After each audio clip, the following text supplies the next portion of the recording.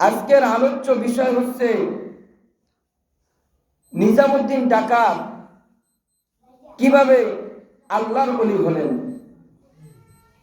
নিজামুদ্দিন ডাকাত কিভাবে আল্লাহর ওলি হলেন। এই নিজামুদ্দিন ডাকাত প্রতিদিন 100 লোক হত্যা করে, কয়জন লোক? 100 লোক হত্যা করে সে নাস্তা খাইতেন।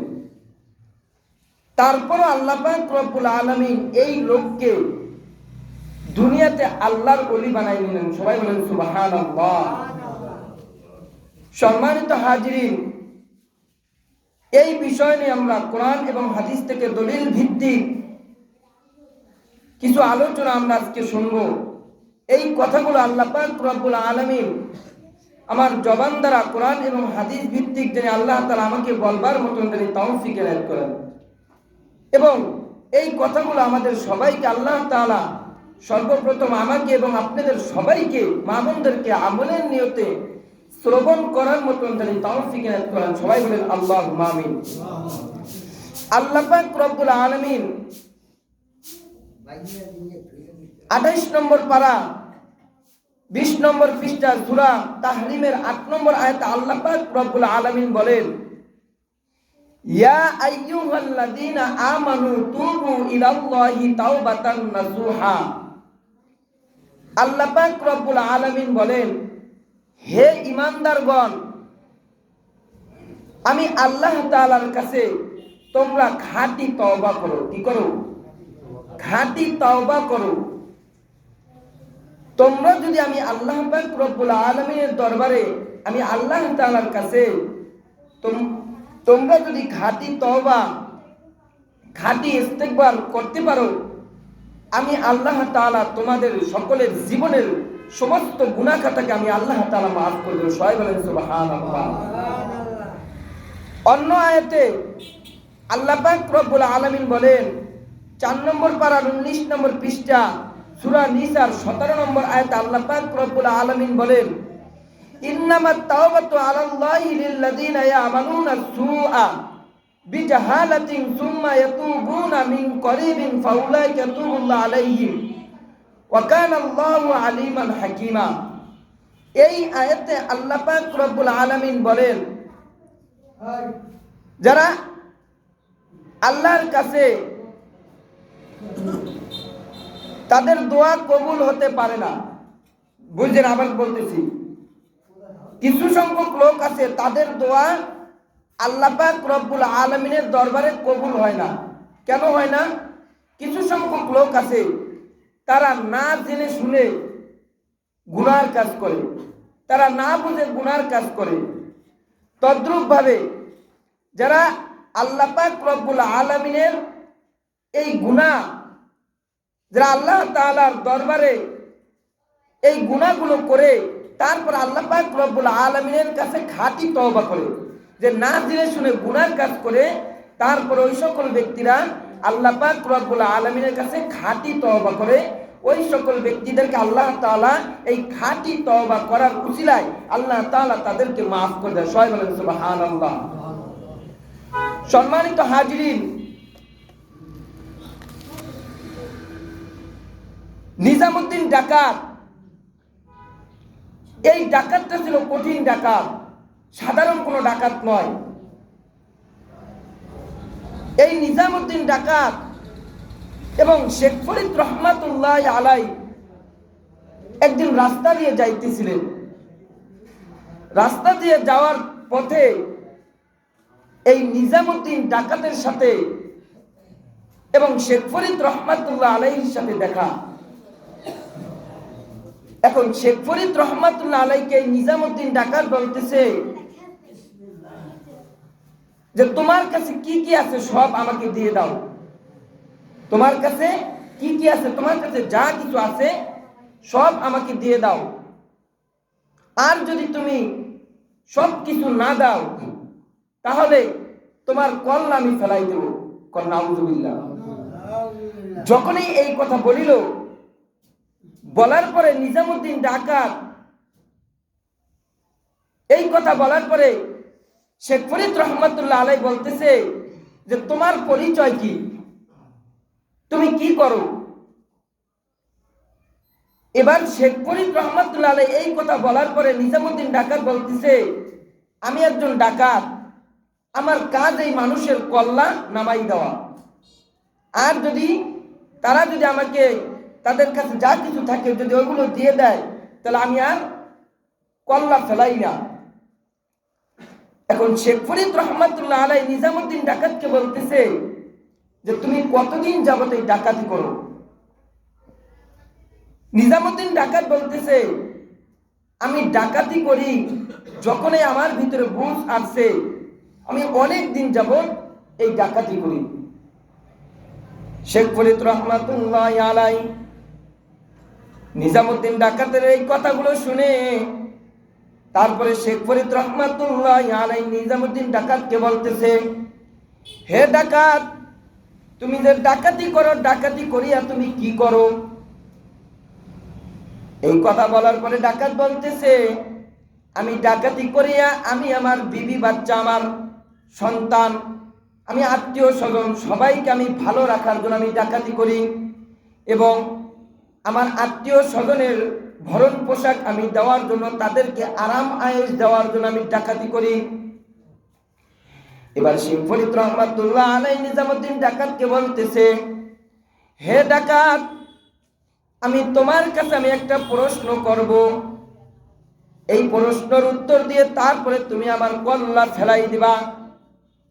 যখন এই কথা বলিল, ডাকাত বলতেছে, হ্যাঁ বলো।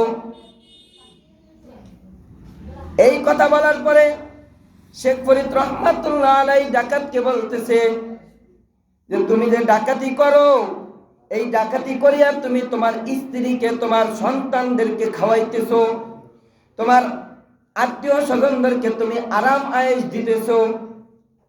আমার কাছে তোমার যে প্রশ্ন হলো যে তুমি তোমার আত্মীয় স্বজনদেরকে, তোমার সন্তানদেরকে, তোমার স্ত্রীদেরকে একটা কথা বলবা যে তুমি যে ডাকাতি করতেছো, এই ডাকাতি করিয়া যেই তোমার পাপ হচ্ছে, পাপ হইতেছে, এই পাপের ভার কি তারা কাল কিয়ামতের দিন নিবেনি? শেখ ফরিদ রহমাতুল্লাহ আলাইহি যখন ডাকাতকে এই কথা বলিল, বলার পরে ওই ডাকাত বলতেছে, অফকোর্স, অবশ্যই তারা নিবে। কি বলতেছে? অফকোর্স মানে অবশ্যই তারা নিবে, তারা নিবে না কেন? এবার শেখ ফরিদ রহমাতুল্লাহ আলাইহি বলতেছে, যদি তারা তোমার এই ডাকাতির যেই পাপ হবে, এই পাপের ভার যদি তারা নেয়, খেয়াল করিয়া শুনেন, যদি তারা এই ভার নেয়, তাহলে আমি শেখ ফরিদ রহমাতুল্লাহ আলাইহির যত কিছু আছে, যা কিছু আছে, সব কিছু আমি তোমাকে দিয়ে দেব, ইভেন আমার কল্যাটাও আমি তোমাকে দিয়ে দেব। আর যদি তোমার স্ত্রী, তোমার ছেলে মেয়েরা যদি তোমার এই পাপের ভার না নেয়, তাহলে তুমি কি করবা? এবার ডাকাত বলতেছে, যদি আমার স্ত্রী, আমার সন্তানরা যদি আমার এই পাপের ভার নেয়, কি বলতেছে? যদি আমার পাপের ভার নেয়, তাহলে আপনার কল্লা আমি ফেলাই দেব এবং আপনার সব কিছু আমি নিয়ে নেব। আর যদি তারা না নেয়, তাহলে আপনি যা কিছু বলবেন আমি সব মেনে নেব। সবাই বলেন সুবহানাল্লাহ। যখন এই কথা বলিল, এখন ডাকাত বলতেছে, তারা নিবে না না নিবে আমি কিভাবে বুঝবো? তখন শেখ ফরিদ রহমাতুল্লাহ আলাইহি বলতেছে, আপনি তাদের কাছে যাবেন, যাওয়ার পরে তাদের কাছ থেকে একটু জিজ্ঞাসা করে আসবেন তারা আপনার এই পাপের ভার নিবে কিনা। এখন ওই ডাকাত বলতেছে, চালাক তো ভালোই হইছাও। কি বলতেছে? চালাক তো ভালোই হইছাও, আমি এখান থেকে আমার বাসায় যাব, তারপরে তুমি আমার এইখান থেকে তুমি পালাইয়া যাবা। এবার শেখ ফরিদ রহমাতুল্লাহ আলাইহি বলতেছে, হে ডাকাত, তুমি খেয়াল করিয়া শুনো, তুমি হইলা একজন ডাকাত, আমি হইলাম একজন মুসলমান। কোন মুসলমান ওয়াদা দিয়া ওয়াদা খেলাফ করতে পারে না। আমি যেহেতু শেখ ফরিদ, আমি ওয়াদা দিলাম, আমি এখান থেকে এক বিন্দুও লড়ব না। এই কথা বলার পরে ডাকাত বলতেছে, আমার বুঝে আসে না, আমি বুঝে পাইতেছি না যে আমি তোমার এখানে রাইখা যাব, তুমি তারপরে এখানেই থাকবা, আমার বুঝে আসে না। এই কথা বলার পরে শেখ ফরিদ বলতেছে, ডাকাত, তোমার যদি বুঝে না আসে, তাহলে তুমি একটা কাজ করো, এই গাছের এখানে যেই লতা পাতাগুলো আছে এই লতা পাতাগুলো দিয়ে লতা দিয়ে আমাকে সুন্দর করে গাছটার সাথে বেঁধে যাও, মানে বাইদা রাইখা যাও। এই কথা বলার পরে ডাকাত বলতেছে, এই যে একটা গুরুত্বপূর্ণ কথা বলছো, ভালো একটা কথা বলছো, এবার যাওয়া যায়। এবার ডাকাত কি করলো, তার ওই কথা অনুযায়ী তারে সুন্দর করে লতা দিয়া সুন্দর করে বাইদা, ওই গাছের সাথে বাইদা, তারপরে শেখ ফরিদ কি করলেন, ওই গাছের সাথে রয়ে গেলেন। আর এই ডাকাত কি করলেন, তারপরে বাসায় রওনা দিছেন। সম্মানিত হাজিরিন, ঘটনা দেখলাম আমি সংক্ষেপে বলতেছি। যখন ওই ডাকাত বাসায় চলে গেছেন, বাসায় যাওয়ার পরে তার স্ত্রী বলতেছে, আপনি তো অনেক লেট করে আসেন, আজকে কেন তো তাড়াতাড়ি আসছেন? এই কথা বলার পরে এই ডাকাত বলতেছে, আমার কিছু কথা আছে, আমি কিছু বিষয় জানার জন্য আমি তোমাদের কাছে আসছি। তখন বলতেছে, কি বিষয়? এবার ওই ডাকাত বলতেছে, আমার সন্তানরা কই, মেয়েরা কই, তাদেরকে ডাক দাও, তুমিও আসো। আসার পরে বলতেছে যে, তোমাদের কাছে আমার একটা প্রশ্ন। কি বলতেছে? তোমাদের কাছে আমার একটা প্রশ্ন। কিতাবের ভিতর আছে, সর্বপ্রথম স্ত্রীর কাছে গেছে। স্ত্রীর কাছে যাওয়ার পরে স্ত্রীকে বলতেছে যে, আমি যে অনেক দিন যাবৎ ডাকাতি করতেছি এবং ডাকাতি করিয়া তোমাদেরকে ভরণ পোশাক সব কিছু আমি দিতেছি। এখন কাল কিয়ামতের দিন আল্লাহ পাক রব্বুল আলামিন যদি আমাকে এই জন্য কাল কিয়ামতের দিন বিচারের কাঠগড়ায় দাঁড়ানো হয়, আমাকে যদি দাঁড়া করানো হয়, তখন যদি আমার পাপের জন্য আমার জাহান্নামে যেতে হয়, এজন্য এই পাপের ভারটা কি তোমরা নিবানি? তখন ওই স্ত্রী বলতেছে, নো নেবার। কি বলতেছে? নো নেবার, এটা কখনোই সম্ভব নয়, এটা কেন আমরা নিতে যাব? তখন ডাকাত বলতেছে, তাই তোমাদেরকে আমি এত ভরণ পোশাক দিতেছি, তোমরা কেন নিবে না?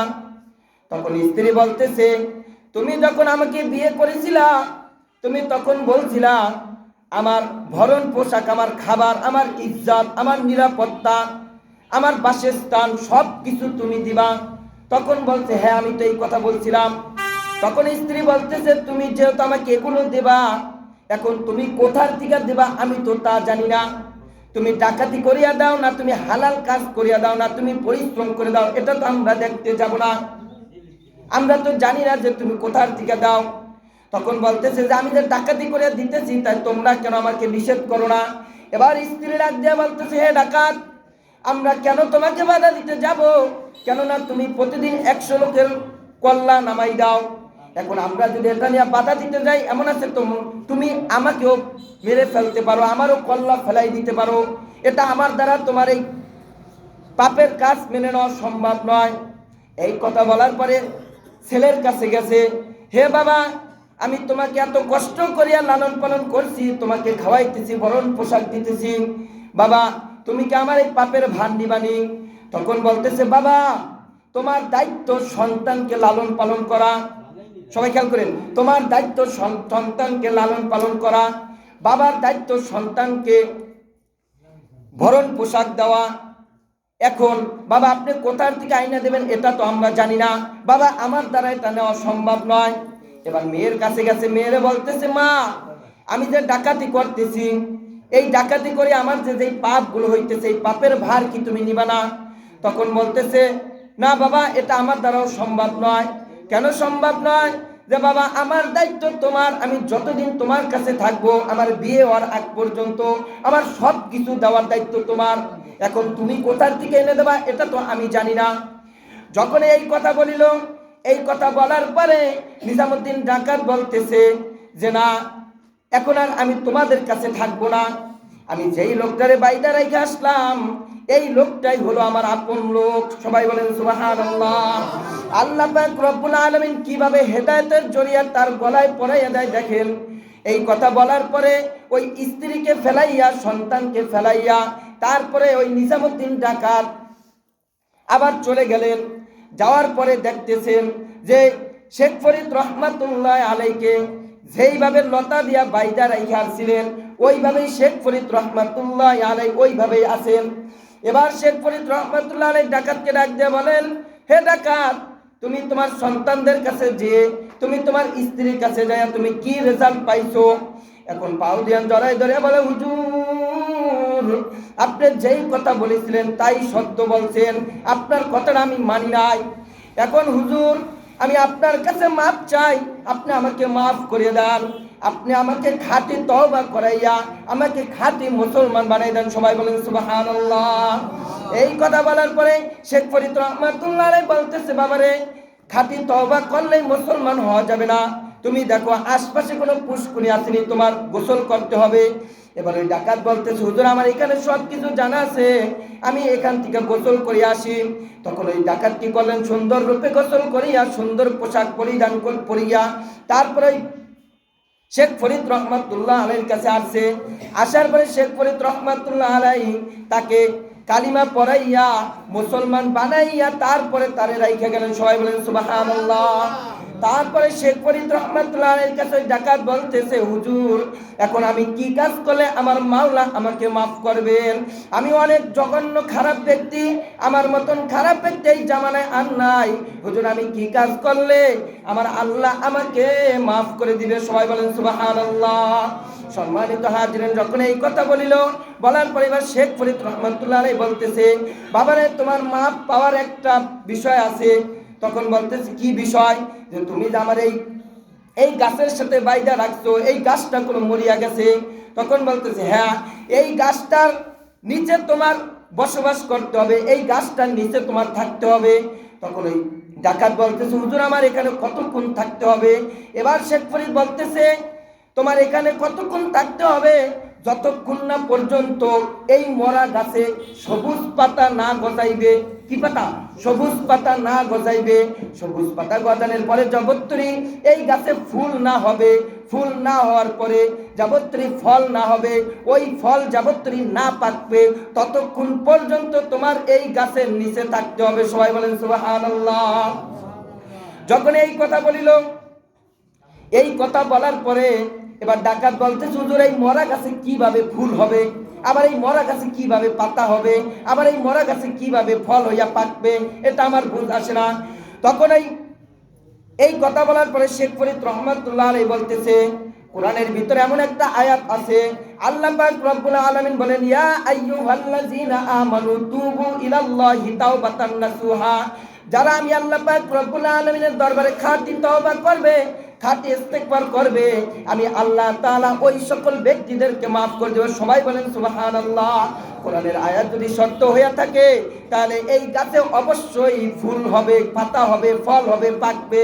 তার ওই কথা অনুযায়ী এবার ওই ডাকাত কি করলেন, ওইখানে রয়ে গেলেন। ওইখানে রইতে রইতে রইতে রইতে কিতাবের ভিতরে আছে 12 বছর পর্যন্ত। কয় বছর? 12 বছর পর্যন্ত একটানা ওই গাছের নিচে সে রইছেন।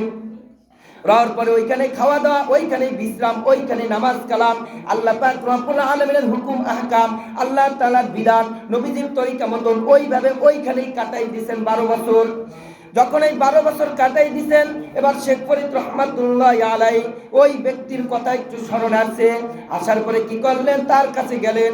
যাওয়ার পরে দেখতেছে যে আসলেই গাছে সবুজ পাতা গজাইছে, তারপরে ওই গাছে ফুল হয়েছে, ফুল হইয়া ফল হয়েছে এবং ফলও পাইকা গেছে। সবাই বলেন সুবহানাল্লাহ।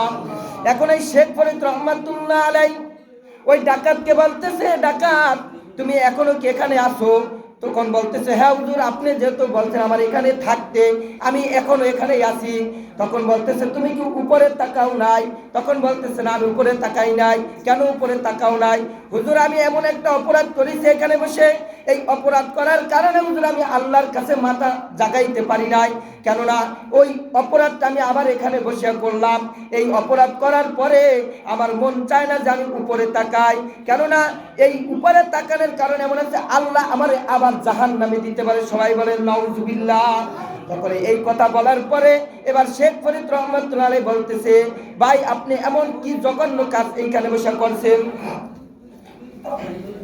সম্মানিত হাজিরিন খেয়াল করে শুনেন। এই কথা বলার পরে ওই ডাকাত বলতেছে, হুজুর আপনি যখন আমাকে এখান থেকে বিদায় দিয়ে দিয়েছেন, বিদায় দেওয়ার পরে কিছুদিন পরে আমি দেখতেছি যে এই এলাকার একজন সুন্দরী একটা নারী ছিল, সুন্দরী একটা মেয়ে ছিল, অনেক লাবণ্য চেহারা ছিল, কিন্তু ওই মেয়েটাকে এই এলাকার একটা খারাপ যুবক বিয়ে করতে চাইছিল। কি করতে চাইছিল? বিয়ে করতে চাইছিল। এই বিয়ে করতে চাওয়ার পরে তার বাবা রাজি হন নাই।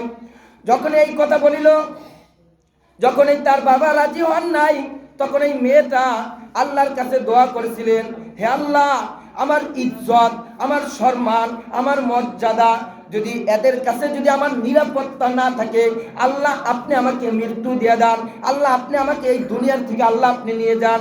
তদ্রূপভাবে কিছুদিন পরে ওই মেয়েটার মৃত্যু হয়ে গেছে। কি হয়েছে? মেয়েটার মৃত্যু হয়ে গেছে। মেয়েটার যখনই মৃত্যু হয়ে গেছে, মৃত্যু হওয়ার পরে ওই মেয়েটাকে ওই জঙ্গলের এক পাশে তাকে কবর দেওয়া হচ্ছে। কবর দেওয়া হওয়ার পরে ওই যে খারাপ একটা যুবক ছিল, ওই যুবকটা কি করলেন, ওই মেয়েটার কবর খুঁজলেন। খেয়াল করে শুনে, মেয়েটার কবর যখন এই খুঁজা ওই মেয়েটার লাশ বের করলেন। বের করার পরে ওই নিজামুদ্দিন ডাকাত বলতেছেন, ভাই আপনি কে? তখন বলতেছে, আমি হলাম এই এলাকার যুবক। কি করেন? আমি হলো গুন্ডামি করি। তখন ওই ডাকাত বলতেছে, আমি হইলাম বড় ডাকাত, তুমি আবার করো গুন্ডামি, আমার উপর দিয়া তো আর তুমি নাই। তখন এই কথা বলিল।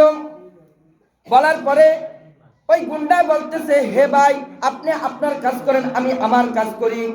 তখন ওই নিজামুদ্দিন ডাকাত চাইয়ে চেয়ে দেখতেছিলেন ওই যুবকটা কি করেন। কিতাবের ভিতরে আসছে, তার ভিতরে খারাপ চাহিদা আসলো, তার ভিতরে এমন খারাপ চাহিদা আসলো, ওই মেয়েটার সাথে সে শারীরিক সম্পর্ক করার জন্য একটা আগ্রহিতা দেখাইলো। যখন এরকম চিন্তা চেতনা তার ভিতরে দেখা গেল, এরকম আরাম আয়েশ খারাপ আয়েশ যখন তার ভিতরে আসলো, আসার পরে এবার নিজামুদ্দিন ডাকাত ওই যুবকটাকে বলতেছে, ভাই তুমি এই খারাপ কাজ করিও না, আমি কোনো সহ্য করতে পারতেছি না। যখন এই কথা বলিল, বলার পরে বলতেছে, তুমি তোমার কাজ করো, আমি আমার কাজ করি। কিতাবের ভিতরে আছে, যখন ওই মেয়েটার সাথে খারাপ চাহিদা পূরণ করতে যাবে, ইন দি মিন টাইমে ওই নিজামুদ্দিন ডাকাত কি করলেন, ওই যুবকটারে ওই কোদাল দিয়ে একটা বাড়ি দিয়ে শেষ করে দিলেন। সবাই বলেন সুবহানাল্লাহ। সম্মানিত হাজিরিন, যখন ওই যুবকটার ওইখানে মারিয়া ফেলাইলো, মারার পরে ওই মহিলাটাকে, ওই সুন্দরী মেয়েটাকে আবার সুন্দর করিয়া দাফন করিয়া কবরের ভিতরে শোয়াইলেন। শোয়ানোর পরে তখন ওই নিজামুদ্দিন ডাকাতকে এই কথাগুলো বলিলেন। এই কথাগুলো বলার পরে এবার শেখ ফরিদ রহমাতুল্লাহ আলাইহি বলতেছেন, ভাই তুমি যে পিছনে যেই গুনার কাজগুলো করছো, তুমি পিছনে যেই হত্যাগুলো করছো, এই একটা হত্যা করার কারণে আল্লাহ পাক রব্বুল আলামিন তোমার পিছনের সব হত্যাগুলো আল্লাহ তাআলা মাফ করে দিয়েছে। সবাই বলেন সুবহানাল্লাহ। সম্মানিত হাজিরিন, তোমাকে শুধুই মাফ করে দেয় নাই, আল্লাহ পাক রব্বুল আলামিন তোমাকে নিজামুদ্দিন আউলিয়া হিসেবে আল্লাহ তাআলা তোমাকে গ্রহণযোগ্য করে নিয়েছেন। সবাই বলেন সুবহানাল্লাহ। এজন্য সম্মানিত হাজিরিন, এই ঘটনা বলার উদ্দেশ্য হলো, একজন নিজামুদ্দিন ডাকাত, সে প্রতিদিন 100 লোক হত্যা করছেন। তার মতন খারাপ লোক এই জগতে আর হতে পারে না। এখন সে যেই গুনার কাজ করে, বর্তমানে এরকম গুনার কাজ আমাদের জামানায় করে কিনা? করে না। কেন? এত খারাপ কাজ করে না।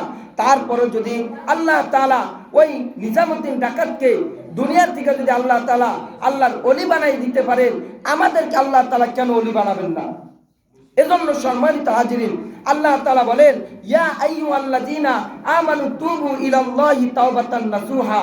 হে ঈমানদারগণ, তোমরা আমি আল্লাহ তাআলার কাছে তওবা ইস্তিগফার করো, আমি আল্লাহ তাআলার কাছে তোমরা মাফ চাও। এই মাফ চাওয়ার কারণে আমি আল্লাহ তাআলা তোমাদেরকে মাফ করে দেব। সবাই বলেন সুবহানাল্লাহ। এজন্য সম্মানিত হাজিরিন, গত জুমা আলোচনা করেছিলাম গীবতের আলোচনা। কিসের আলোচনা? গীবতের আলোচনা, চগলখড়ি আলোচনা। কাল কিয়ামতের দিন এক শ্রেণীর মহিলা জাহান্নামে যাবে। কয় শ্রেণীর মহিলা? এক শ্রেণীর মহিলা জাহান্নামে যাবে। কেন জাহান্নামে যাবে? বিকাল হলে দেখা যায় এক শ্রেণীর মহিলারা তারা একখানে বসে আড্ডা দেয়। আড্ডা দিয়া এমন এমন সমালোচনা করে, অমুকের মেয়ে, অমুকের ছেলে, এবং তারা বিভিন্ন ফাহিশা কাজে লিপ্ত হয়, এবং এমন এমন খারাপ কাজে তারা লিপ্ত হয়, এমন এমন কথা বলে। এই কথাগুলো বলার কারণে, এই সমালোচনা করার কারণে কাল কিয়ামতের দিন এই মহিলারা জাহান্নামে যাবে। সবাই বলেন নাউজুবিল্লাহ। এজন্য আল্লাহ রাসূল সাল্লাল্লাহু আলাইহি ওয়াসাল্লাম বলেছেন, শুধু তাই নয়, এক শ্রেণীর পুরুষরাও জাহান্নামে যাবে। এক শ্রেণীর পুরুষরাও জাহান্নামে যাবে। কেন তারা জাহান্নামে যাবে? এক শ্রেণীর পুরুষরা জাহান্নামে যাবে এজন্য অনেক পুরুষ দেখা যায় চায়ের দোকানে বসিয়া অনেক গীবাত করে, অনেক সমালোচনা করে। এই সমালোচনা গীবাত করার কারণে আল্লাহ পাক রব্বুল আলামিন ওই সকল পুরুষদেরকেও জাহান্নামে দিবেন। সবাই বলেন নাউজুবিল্লাহ। এজন্য সকল বাবাদেরকে বলতে চাই, আপনি একজন মুসলমান, আপনার মুসলমান হিসেবে আপনার কাজ করতে হবে। আপনি একজন ইমানদার, আপনার 5 ওয়াক্ত নামাজ পড়তে হবে, আল্লাহর হুকুম পালন করতে হবে, নবীজির তরিকা মতন চলতে হবে। আপনি যদি মানুষের গীবাত করেন, মানুষের সমালোচনা করেন, চগলখড়ি করেন, এই চগলখড়ি করার কারণে কাল কিয়ামতের দিন আল্লাহ তাআলা আপনাকে জাহান্নামে দিবেন। এজন্য আল্লাহ রাসূল সাল্লাল্লাহু আলাইহি ওয়াসাল্লাম বলেন, লা ইয়াদখুলুল জান্নাতা কত্তাত, কাল কিয়ামতের দিন চগলখড়ি যাবে জাহান্নামে। এই চগলখড়ি করার কারণে আল্লাহ তাআলা তাদেরকে জান্নাত দিবে না। এজন্য সম্মানিত হাজিরিন, আমরা সকলে মুসলমান, মুসলমানের দায়িত্ব, মুসলমানের কাজ আমরা সকলে করার চেষ্টা করব। 5 ওয়াক্ত নামাজ পড়ব, আল্লাহর হুকুম পালন করব। যে যেই কাজ করি না কেন, যে যেই দলের মুরিদ না কেন, যে যেই পীরের কাছে যাই না কেন, কোনো বাধা নাই। একমাত্র বিশ্বাস করতে হবে আমি একজন মুসলমান, আমি একজন কি মুসলমান। আপনি আপনার কাজ করেন, কোনো সমস্যা নাই। কাজ শেষ, সাথে সাথে আজান হয়ে গেছে, নামাজ পড়বেন, আল্লাহর হুকুম পালন করবেন। যদি আপনি এইভাবে দুনিয়াতে জীবনযাপন গড়তে পারেন, মনে রাখবেন এই জীবনযাপন গড়ার কারণে কাল কিয়ামতের দিন আল্লাহ পাক রব্বুল আলামিন আপনাকে জান্নাত দিয়ে দিবেন। সবাই বলেন সুবহানাল্লাহ।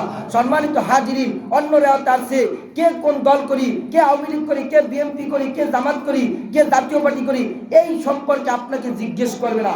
আজকে বর্তমানে মানুষরা এই দল নিয়ে এতটা বিভ্রান্তিত হয়ে যাইতেছে। সম্মানিত হাজিরিন, এই দল কলম আপনাকে কাল কিয়ামতের দিন জান্নাত দিতে পারবে না। একটা জিনিস খেয়াল রাখতে হবে, মৃত্যুর পরে আপনার সাথে 2টা জিনিস যাবে। কয়টা জিনিস? 2টা জিনিস। একটা হলো নেক আমল, আর একটা হলো বদ আমল। আপনি কি কাজ করছেন, আপনি আপনার জীবনটাকে কিভাবে পরিচালনা করছেন, আপনি 5 ওয়াক্ত নামাজ পড়ছেন কিনা, আপনি আল্লাহ তাআলার হুকুম হাকাম বিধান অনুযায়ী চলছেন কিনা, নবীজির তরিকা মতন চলছেন কিনা, এই সম্পর্কে এবং নামাজ সম্পর্কে আপনাকে আল্লাহ তাআলা জিজ্ঞেস করবেন। এই দল সম্পর্কে আল্লাহ তাআলা আপনাকে জিজ্ঞেস করবে না। এজন্য সম্মানিত হাজিরিন, যার যার জায়গা থেকে আল্লাহ তাআলার হুকুম, নবীজির তরিকা এইভাবে জানি আমরা আজকের থেকে সকলে জানি চলতে পারি। আল্লাহ পাক রব্বুল আলামিন আমাদের সবাইকে এই কথাগুলো আমল করার মতন জানি তৌফিক এনায়েত করেন। সবাই বলেন আল্লাহুম্মা আমিন। ওয়া আখিরি দাওয়ানা আলহামদুলিল্লাহি রাব্বিল আলামিন। যারা সুন্নাত পড়ি নাই